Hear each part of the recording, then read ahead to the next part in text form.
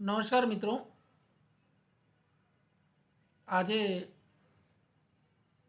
આપ સર્વે મિત્રોની સામે ખૂબ જ મહત્ત્વનું એક વિડિયો, જો કે આજકાલ પ્રેક્ટિકલ એક્ઝામિનેશન ચાલી રહી હોવાથી પ્રેક્ટિકલ એક્ઝામિનેશન દરમિયાન એક્ઝામિનર દ્વારા વાઇવા વોસનું આયોજન કરવામાં આવે છે. એટલે કે વાઇવામાં પ્રશ્નો પૂછવામાં આવે છે જેનું બહુ જ મહત્ત્વ અને માર્કિંગ વેઇટેજ પણ ઘણું બધું છે. તો દોસ્તો, ખૂબ જ અગત્યના એવા વાઇવાના કેટલાક ક્વેશ્ચન્સ, જો કે ફિઝિકલ કેમેસ્ટ્રીના ઇન્સ્ટ્રુમેન્ટેશન પ્રેક્ટિકલમાંથી આજે મેં પસંદ કરી અને આપ સર્વેને ખૂબ સક્સેસફુલ વાઇવા માટે પ્રશ્નોનું આ લિસ્ટ વિડીયોના રૂપમાં આપ સર્વે મિત્રોની સામે મૂકી રહ્યો છું. આશા રાખું છું કે આ વિડીયો એન્ડ સુધી જોશો અને એમાં મેં મૂકેલા 10 પ્રશ્નો જે તમને આગામી એક્ઝામિનેશનમાં વાઇવામાં ખૂબ ખૂબ મહત્ત્વપૂર્ણ સાબિત થશે એવી મને ખાતરી છે. તો શરૂ કરું છું વાઇવાના 10 પ્રશ્નોનો આ વિડીયો. મિત્રો, પ્રેક્ટિકલ એક્ઝામમાં ફિઝિકલ કેમેસ્ટ્રીમાં ઇન્સ્ટ્રુમેન્ટેશન પ્રેક્ટિકલ આવતા હોય છે, જેમાંથી કંડક્ટિવિટીના પ્રેક્ટિકલ્સ માટેના કેટલાક પ્રશ્નો, જેમાંનો પહેલો પ્રશ્ન વાઇવામાં પૂછી શકાય છે કે ઇલેક્ટ્રોલિટિક કંડક્ટિવિટી શું છે, એટલે કે વિદ્યુતીય વાહકતા શું છે.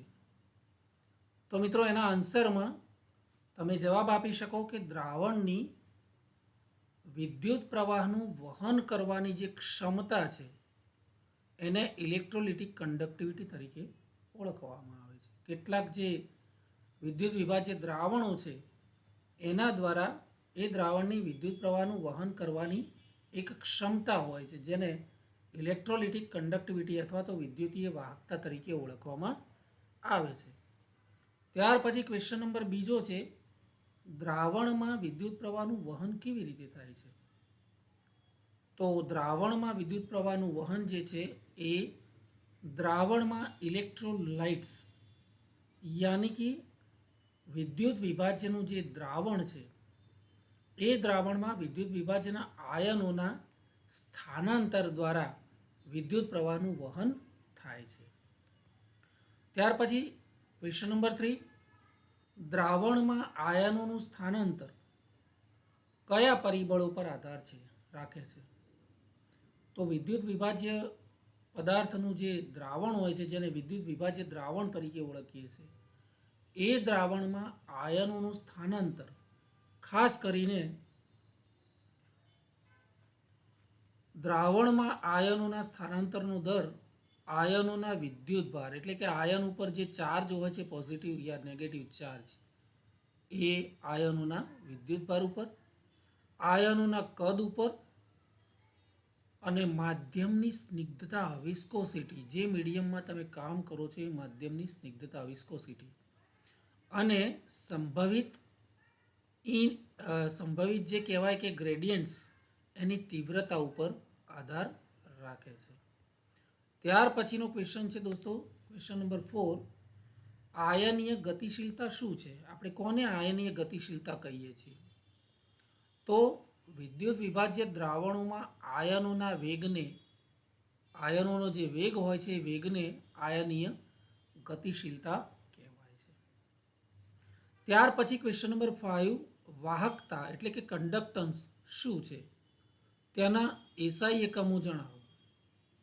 તો વાહકતા એટલે કે કંડક્ટન્સ જે હોય છે, કંડક્ટિવિટીના પ્રેક્ટિકલ્સમાં વિદ્યુત વિભાજ્યના દ્રાવણમાં, એટલે એ દ્રાવણમાં કંડક્ટન્સ જે આપણે માપવાનું છે કંડક્ટન્સ, તો દ્રાવણમાં આયનોના સ્થાનાંતર દ્વારા વિદ્યુત પ્રવાહનું જે વહન થાય છે, એ વહન થાય છે, એ વહનને આપણે વાહકતા તરીકે ઓળખીએ છીએ.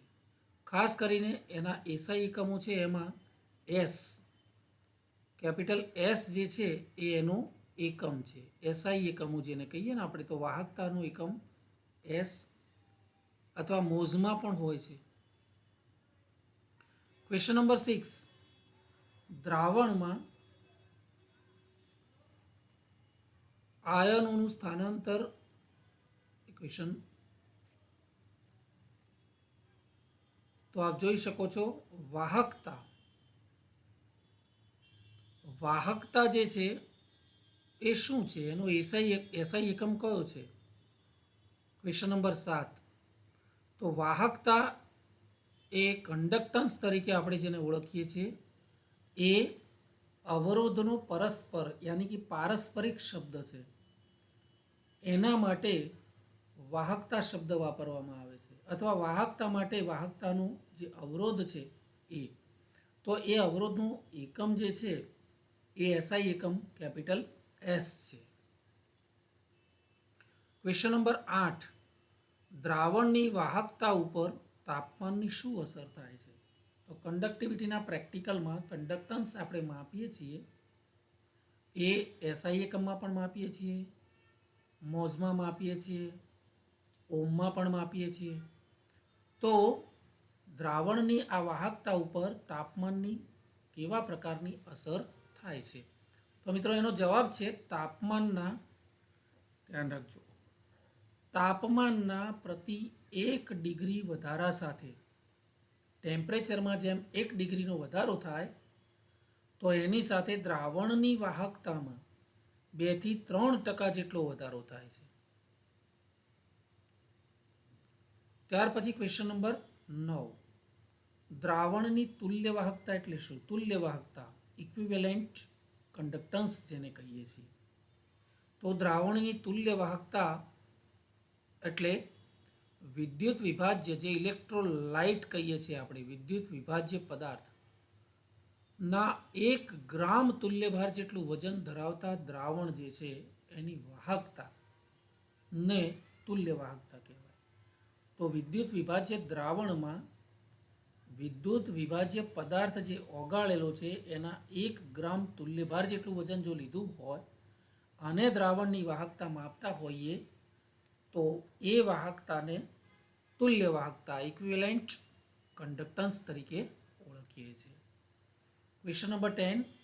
તો દ્રાવણની વિશિષ્ટ વાહકતા કોને કહેવાય? આવો પણ પ્રશ્ન પૂછી શકે એક્ઝામિનર તમને.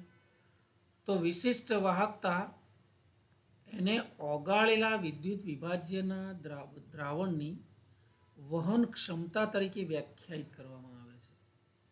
જે ઇલેક્ટ્રોલાઇટ પદાર્થ ઓગાળ્યો છે આપણે વિદ્યુત વિભાજ્ય દ્રાવણમાં, દેટ ઇઝ કોલ્ડ ઇલેક્ટ્રોલાઇટ અથવા વિદ્યુત વિભાજ્ય.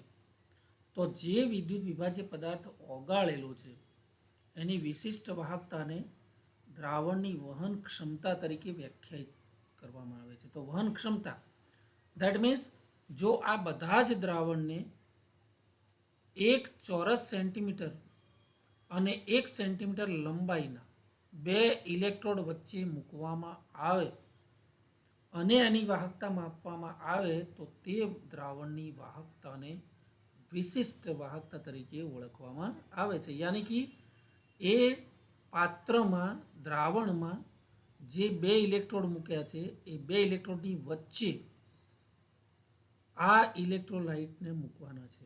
બરાબર? તો બધું જ દ્રાવણ જો આ ઇલેક્ટ્રોડ 2 વચ્ચે મૂકેલા હોય, 2 વચ્ચે ઇલેક્ટ્રોડ વચ્ચે, તો એવા સમયે જે વાહકતા મળે છે દ્રાવણની એને વિશિષ્ટ વાહકતા કહેવામાં આવે છે. તો મિત્રો આશા રાખું છું કે ફિઝિકલ કેમેસ્ટ્રીના આ પ્રેક્ટિકલમાં જે આ 10 પ્રશ્નો મેં આપને કંડક્ટિવિટીના પ્રયોગના ઉપર આધારિત એટલે કે ફિઝિકલ પ્રેક્ટિકલ્સમાં ઇન્સ્ટ્રુમેન્ટેશનના જે પ્રેક્ટિકલ્સ છે એના માટે આ 10 પ્રશ્નોનું લિસ્ટ મેં આજે આપ્યું છે.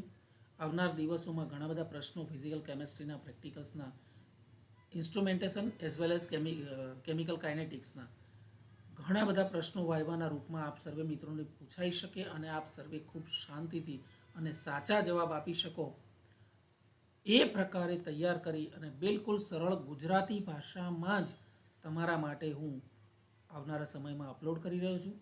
તો મિત્રો વધુમાં વધુ એને લાઈક કરો, યુનિવર્સિટીના દરેક વિદ્યાર્થીઓ સુધી, તમારા મિત્રો સુધી, જ્યાં પણ જે પણ પરીક્ષામાં એપિયર થયેલા વિદ્યાર્થી મિત્રો છે એને સુધી પહોંચાડો, એને શેર કરો અને મિત્રો જો હજુ પણ મારી ચેનલને આપ સર્વે મિત્રોએ સબસ્ક્રાઈબ ના કરી હોય તો Rajendra Dave for chemistry on YouTube ઉપર જઈ અને એને જલ્દીમાં જલ્દી સબસ્ક્રાઈબ કરી લો, જેથી કરીને હું આપ સર્વે મિત્રોને ઘણા બધા વિડીયોઝ આપ સુધી પહોંચાડી શકું. રાહ જુઓ બીજા બધા વિડીયોઝની, જ્યારે હું આવનાર સમયમાં અપલોડ કરવાનું છું ફિઝિકલ કેમેસ્ટ્રીના જ પ્રેક્ટિકલ્સના વાયવા સ્પેશિયલી.